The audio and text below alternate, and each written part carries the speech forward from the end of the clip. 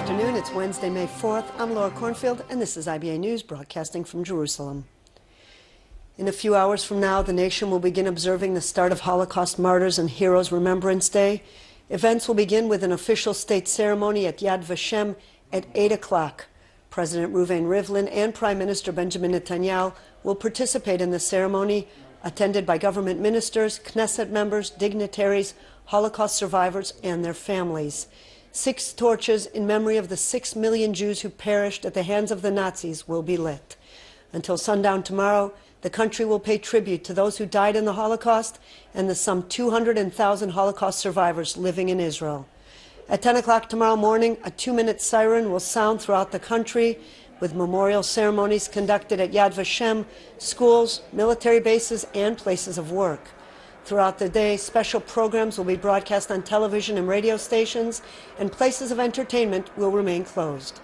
This evening and tomorrow is Holocaust Remembrance Day, of course, in which we remember the 6 million Jews that were murdered during the period of the Holocaust. There will be the ceremony tonight, the official ceremony in which people will speak. Among other things, 6 survivors will light the torches in remembrance of the 6 million that were killed. The subject this year is taken from a quote from Chaim Kaplan from his Warsaw Diary, which says, "Everything is forbidden us, yet we do everything." And the idea is that Jews, even in the shadow of death, tried their best to live their lives, to continue living. One of the people who will light one of the torches tonight, his name is Robert Tomashov. He is 100 years old. He managed to flee from Slovakia to Hungary. He was living in Budapest on false papers, was arrested. And while he was arrested, he managed to find other papers, which he was able to steal, get out of where he was imprisoned, and thereby survive the Holocaust. I think that's very symbolic of the attempt of Jews to try to cope with their situation as best as they could during the period. In other news, tensions remain high along the Gaza border, where Palestinians waged a number of attacks against IDF forces in the past 24 hours. At noon today, a number of explosions occurred near the troops operating close to the border fence. No injuries were reported. Shortly after, Palestinian media reports that IDF artillery was shelling Hamas positions in Sajaya, North Gaza. It is unclear whether the blasts were the result of bombs or mortar fire. Earlier, shots were fired at IDF forces on operational duty near the south border fence this morning. Troops returned fire and no injuries were reported. Before dawn, a mortar shell was fired at soldiers near the southern Gaza fence. An IDF tank shelled the position identified as the source of the fire. Yesterday afternoon, shots were fired at IDF vehicles in northern Gaza, with no injuries occurring.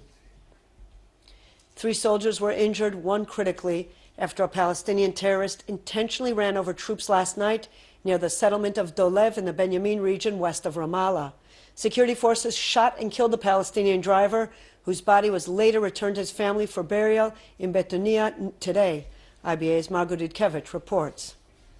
The soldiers from the Kfir Brigade were checking cars at the entrance to En el-Ariq west of Ramallah when the Palestinian terrorist driving a commercial van rammed his vehicle into them. One of the soldiers was critically injured and airlifted to the Tel HaShomer hospital, where this morning doctors described his injuries as life-threatening, adding they hoped his condition would stabilize in the coming days. 2 other soldiers lightly injured in the attack were evacuated to Hadassah Hospital in En Karem. Security forces shot and killed the Palestinian driver, identified as 36-year-old Ahmad Shahada, who was temporarily living in Betunia outside of Ramallah. Clashes erupted with Palestinian youths hurling stones at military vehicles driving through Betunia as Shahada's body was returned to his family for burial. The move to return his body followed an earlier decision made by Prime Minister Benjamin Netanyahu on Sunday. The Prime Minister's office announced that the authority to release terrorist bodies will once again remain with Defense Minister Moshe Ya'alon and Internal Security Minister Gilad Erdan. The move signaled a reverse in the controversial policy of refusing to hand over the bodies of terrorists to their families since the latest wave of violence erupted 7 months ago. Margot Dudkevich, IBA News. Israel has welcomed NATO's announcement to significantly upgrade security ties by recognizing an official Israeli representative and allowing Jerusalem to open a permanent office at its Brussels headquarters. Israel, who is not a member of NATO, enjoys close military cooperation with the organization and is currently a partner of the NATO outreach program Mediterranean Dialogue. The Foreign Ministry said last night's announcement followed lengthy Israeli diplomatic efforts. Prime Minister Benjamin Netanyahu welcomed the decision, saying it helped quash ongoing criticism of Israel's weak relations in the international arena. Meanwhile, the Palestinian Authority has suspended bilateral security meetings with Israel. That's the latest from Chief Palestinian negotiator Saib Erekat, who cited Jerusalem's refusal to reduce security and control of West Bank areas as the reason. Speaking on the Voice of Palestine radio, Erekat said the PLO Executive Committee, which is due to convene in Ramallah today, intends to discuss future ties with Israel. This is not the first time Palestinians have threatened to suspend security coordination. However, Israeli sources insist security ties remain strong as ever and that in recent months the army has reduced its activities in areas under sole Palestinian control. During the past weeks, officials from both sides have been negotiating a change in the status quo of Area A, West Bank regions under the full control of the PA, where the IDF continues to operate if deemed necessary. Yesterday, Prime Minister Benjamin Netanyahu made a surprise visit to the Gaza border, together with Defense Minister Moshe Ya'alon and IDF Chief of Staff Gadi Eisenberg. The high-level entourage also toured the site of a large terrorist tunnel recently uncovered by the army and received a briefing on the security situation along the border. Sitting in the shade of a grove of eucalyptus trees, Netanyahu praised soldiers operating in the area for their spirit, saying it makes the army what it is. Comparing the situation today to that of 70 years ago during the Holocaust, Netanyahu noted that at the time there was no army to defend the Jews who were helpless, massacred, and slaughtered. Today, the Jewish people have a country, an army, the ability to defend themselves near and far. Netanyahu described Israel as an island of stability in a very stormy Middle East sea. The Jerusalem District Court sentenced Yosef Chaim Ben David, the main perpetrator in the grisly murder of Palestinian teenager Mohammed Abu Khadir in July 2014, to life in prison plus an additional 20 years. Ben David was convicted on charges of murder, kidnapping, battery, and causing bodily harm. Together with two accomplices, both minors, Ben David abducted Abu Khadir and drove him to the Jerusalem forest, where he was beaten and burned alive. The two accomplices were convicted of murder, with one receiving a life sentence in prison and another a sentence of 21 years. Turning to the United States, where it was a big night for Donald Trump, who has now officially become the sole Republican nominee for U.S. president. This after Senator Ted Cruz announced he was pulling out of the presidential campaign in the wake of his crushing defeat in Indiana's primary. Had Cruz succeeded, he would have been the first U.S. president of Hispanic descent in the White House. From the beginning, I've said that I would continue on as long as there was a viable path to victory. Tonight, I'm sorry to say, it appears that path has been foreclosed. Together, we left it all on the field in Indiana. We gave it everything we've got.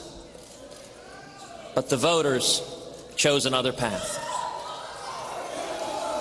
And so, with a heavy heart, but with boundless optimism for the long-term future of our nation, we are suspending our campaign. But hear me now, I am not suspending our fight for liberty.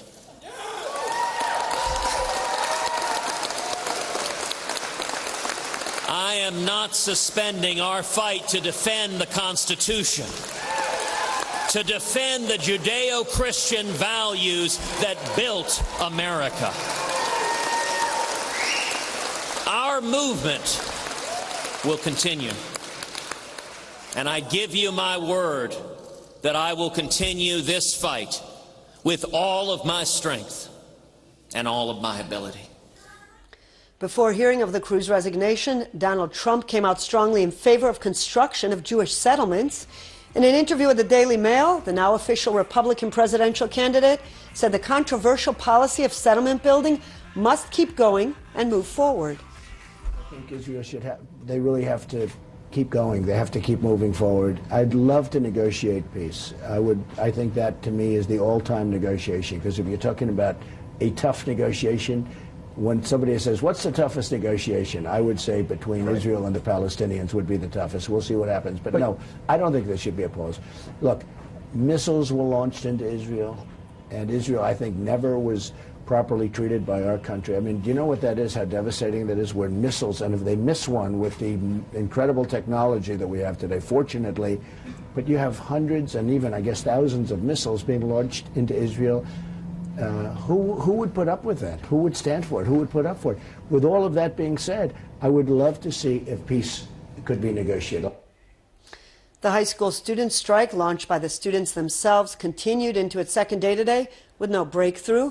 Some 80% of 10 to 12 graders didn't show up for school. The pupils are protesting the Secondary School Teachers Association decision to cancel extracurricular activities, including school field trips, as well as the ongoing driver's exams strike, which has prevented many of them from receiving driving permits. The students said they would report to classes tomorrow to honor Holocaust Remembrance Day, but added that they intended to take further steps at a later date. Anti-Semitism is experiencing a revival worldwide, leaving European Jews particularly concerned about their future. This, according to the annual Antisemitism report released today by Tel Aviv University's Moshe Kantor Center. The report finds that over the past year, there's been a significant decline of nearly 50% in violent anti-Semitic incidents compared to 2014, when events spiked due to the war with Gaza. At the same time, the report stresses that the violence is becoming more extreme and brutal. Researchers cited increased security measures as a reason for the decline, alongside the current preoccupation of the global far right with attacking Muslims. Other manifestations of anti-Semitism are up, with a mainstreaming of anti-Semitic rhetoric against Israel, continued call to isolate the Jewish state, and anti-Semitism on social media. Most European Jews believe that more terrorist attacks are only a matter of time. Well, the next 10 years are extremely crucial in preserving the memory of the Holocaust events, since most of the survivors may no longer be with us and will not be able to speak for themselves. Joining me now from our Tel Aviv studio to reflect on ways of ensuring that the atrocities will never be forgotten is Dr. Florence Luxembourg Eisenberg, a senior Holocaust researcher and lecturer from the Tzfat Academic College. Thank you so much for joining us this evening. Thank you for having me on such an important evening. Dr. Luxembourg Eisenberg, you traveled to over a dozen Holocaust memorial sites in Europe. Tell us about your research and your findings. That is correct. In 2011, I traveled along with my friend and colleague, Dr. Ann Hansen, to 13 Holocaust memorial sites, which includes the sites of mass extermination in Poland, in 4 countries and 9 cities in Europe. And I found that the people, not only did I go to the sites themselves physically, I wanted to find out who the people are who actually take care of these grounds of grief. So I decided to make appointments and interview the people who work there. I wanted to know who they were, what their biggest challenges are, and what they face on a day-to-day basis. And I found out, first of all, that none of the people who work on these sites are Jewish, none of them. And secondly, they work day in and day out to preserve the memory of the Holocaust with very, very limited budget. I'm talking about the sites in Poland, the sites in Germany. I was also in Babi Yar in Kiev, and in the Czech Republic. Doctor, does Israel need to do more with European governments to ensure proper preservation of these neglected Holocaust sites? Absolutely. I think it's time to wake up. We've reached an impasse. We are at the abyss. We are at the brink. In a decade, we won't have Holocaust survivors around. As a matter of fact, I can give you an example that just occurred in February while I was in Czech Republic, when the wonderful Samuel Willenberg, the one and only living survivor of Treblinka, passed away during my lectures in Czech Republic. This is his book. There's nobody left to speak for those who perished and were murdered in the sites of mass extermination in Poland. Your thesis dealt with what you call protecting truth and combating denial. What should we as individuals and as a nation go about doing so? First of all, we need to take a breath and rethink what we are going to do. We are, as I said before, at the brink. There is talk today of canceling some trips to Poland, taking them a little bit less seriously. On my way here, I just heard on the news that a guide with some students in Yad Vashem said the wrong thing and they told him to go. So first of all, I have an ESP kind of formula. Education, sharing, preservation, and protect. In the world today, there are still Holocaust deniers. Lots is going on in the world today. And education is of tantamount importance for our youth. The first thing we need to do is use the Holocaust, rethink and use the Holocaust as a tool to teach about racism, to teach about discrimination, to teach about the acceptance of the other. I don't have to tell you that in elementary school as well, there is lots of bullying going on. We could use the Holocaust as a tool to start discussions with young kids about accepting each other, and then work our way up through high school as to what happened during the genocide of the Jewish people and other groups as well. I really feel strongly that the trips to Poland and elsewhere, it doesn't have to just be in Poland, they can go to Germany, need to be done. I feel that at the end of grade 12, before the students go into the army, it should be part of the curriculum, and it should be subsidized by the government, because we are entering a new phase. We are entering a new era. The era of the Holocaust survivors is coming to an end. Dr. Florence Luxembourg Eisenberg from the Tzfat Academic College, thank you so much for sharing your knowledge with us and joining us this evening. Thank you for having me. I would just like to say a quote. Please. Earth conceal not my blood. Let there be no resting place for my outcry. This quote is at the entrance to the Belzec site of mass extermination, where close to 1 million Jews were murdered. This is the quote that is at that entrance. If I could just show a photo of the Belzec site of mass extermination. What you also saw before was Chelno, which is a site that has been generally forgotten. So Belzec site of mass extermination is one of those that have also been forgotten, and they must be preserved and protected. Certainly. We need to protect truth. Certainly. Thank you so much for joining us this evening on IBA News. Thank you for having me. Atrocities of the Holocaust have manifested into the artistic works of renowned Israeli professor Menachem Rowan Wexler, which are currently on display as part of a retrospective exhibition at the Jerusalem Theater. Among the dozens of paintings, illustrations, sculptures, and wood carvings being shown is a special series of 24 oil paintings relating to the Holocaust. Wexler, a senior plastic surgeon who for over 2 decades was the head of the plastic surgery department at Jerusalem's Hadassah Medical Center, was born in Germany and immigrated to Israel at the age of 1. His birth certificate has 6 swastikas printed on it. Several of the paintings were previously displayed at the Yad Vashem Holocaust Museum, but Wexler is now looking to find a respected location to house his Shoah painting collection.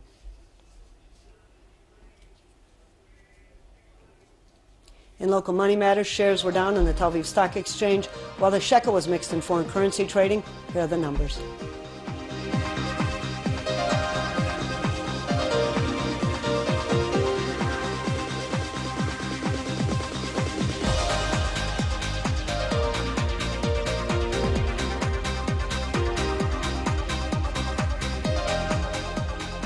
A slight rise in temperatures is predicted tomorrow, and they will be normal for the season.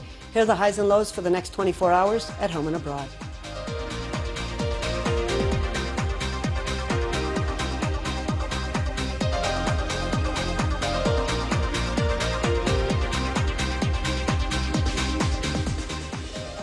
And that's all for this newscast. Ari O'Sullivan will be here tomorrow. I'm Laura Cornfield wishing you a peaceful evening and shalom from Jerusalem.